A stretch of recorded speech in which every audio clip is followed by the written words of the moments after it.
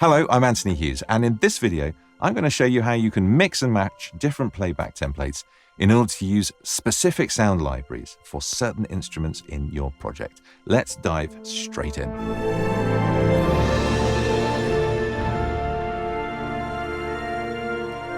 We've seen the Apply Playback Template dialog before. It comprises a list of available playback templates. The ones with a little factory icon are Dorico's factory defaults, which you cannot edit. Double-clicking a playback template will apply it to the project and close the dialog. However, you can also create your own here, either from scratch or by duplicating an existing one to use as a starting point. By way of demonstration, I would like to create a new playback template that uses Dorico's default sounds for some instruments.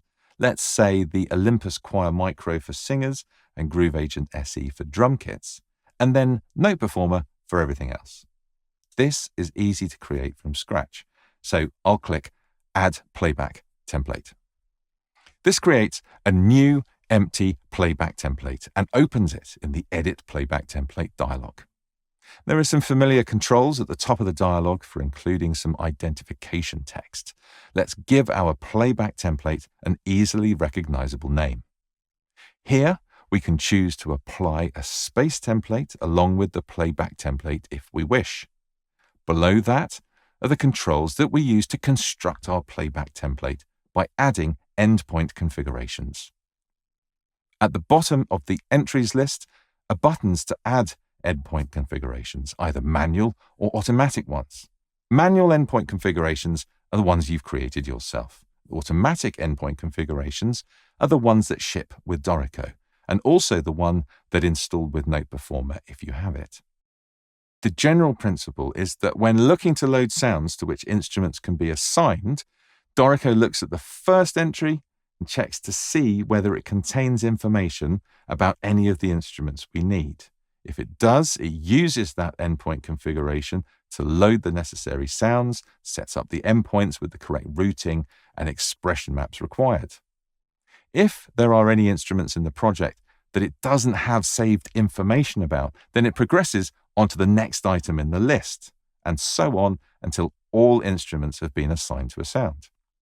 As a result, it's always good practice to include a catch-all endpoint configuration as a fallback, such as one of the automatic defaults, so that sounds will definitely be loaded for all instruments in your project.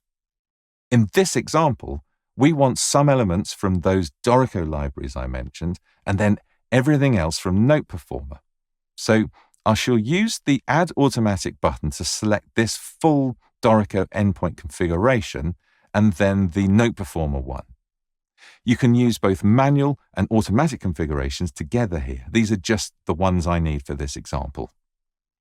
As I want to use some of the sounds from the Dorico libraries and then all others from Note Performer, I must make sure I add them in this order. In other words, the catch-all fallback configuration must be at the bottom. There are buttons to change the order if needed.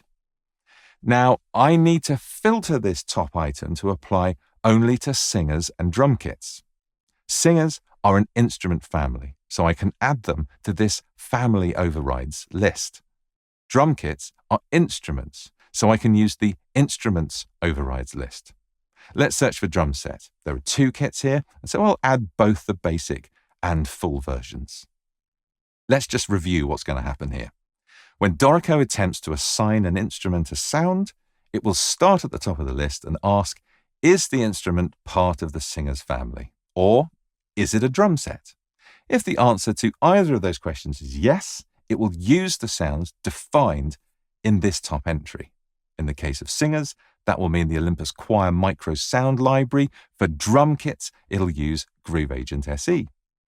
All other instruments will pass through the filter onto the next item in the list, in this case, Note Performer. That's it. We can now press OK to save our playback template.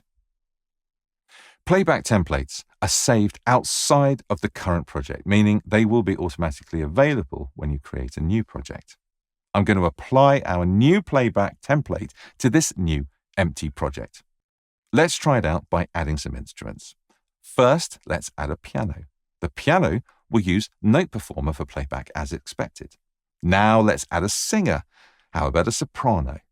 Once the sound is loaded, we can check play mode and see that it's using Hallian Sonic. And when we show the VST, can verify it's using the correct preset from the Olympus Choir Micro library. And finally, let's try a quick drum kit. And there you are, Groove Agent SE with the Life is Simple preset. And that's how to use existing endpoint configurations to create a playback template here in Dorico. I do hope you found this video useful. Please click the like button if you have enjoyed it, and consider subscribing to our channel and clicking the bell for alerts. I'm Anthony Hughes. Thanks for watching.